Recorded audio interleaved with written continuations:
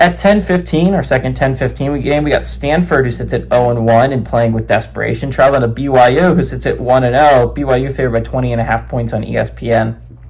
Ben Gulbranson for the Cardinal went 15-30, threw for 109 yards, 0 touchdowns, 1 interception.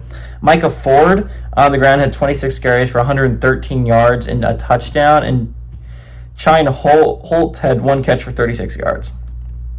Bear Bachmeier for the Cougs went 7 of 11, threw for 97 yards, 3 touchdowns, 0 interceptions. Not an insane day, but a very efficient day for Bear. LJ Martin had 8 carries for 131 yards and showed why he's insane. And Carson Ryan had 2 catches for 47 yards and a touchdown. Stanford is 2-1 against BYU all time. Last game did go to BYU in 2022. Stanford is 1-0 when traveling to BYU and 1-0 in one-possession football games. And this is such a massive game for BYU, right? Because if you're talking about it, BYU is kind of the cusp team, right? They were the first team out of the top 25 this week.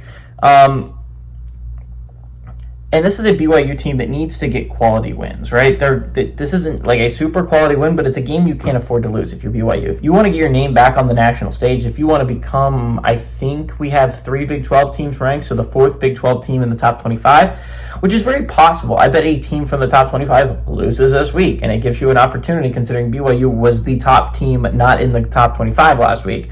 I think BYU will probably be a top 25 team next week. You look at Stanford, they're coming off of kind of like a bye in week 1, but week 0, they went on the road, they played Hawaii, and they lost a heartbreaker, right?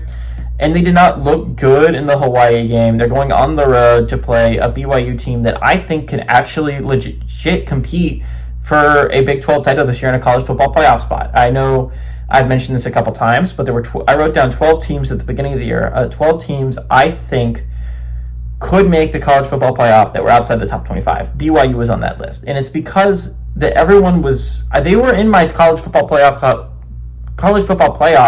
when they still had Jake Retzlaff, right? But Jake Retzlaff leaves, and everyone kind of forgot about BYU, but I still think this is a BYU team that can make the college football playoffs. Quarterback was not what made them good last year. Quarterback was not what got them to 10-2, although Jake Retzlaff did make big plays to get them to 10-2. It wasn't him alone, right? Their ground game with LJ Martin was so dominant, and he showed that in week 1, right? The defense looked so good, which they showed in a absolute domination of their FCS opponent. BYU, I still think, is a team that is going to be vying for a Big 12 crown this year. I think this is a team we're going to be talking about in October and in November as a team that can absolutely make the college football playoffs. The real question is, how does Bear Bachmeier, the true freshman, really lead this football team? And I think that's going to be a question that still needs to be answered. But I think this BYU team is still very, very good, and this is a BYU team that is very, very much better than Stanford. Even though Bachmeier is a true freshman, I believe in him a lot more at quarterback than Gulbranson. Gulbranson did not look good against Hawaii. He made some bad mistakes and missed some bad throws.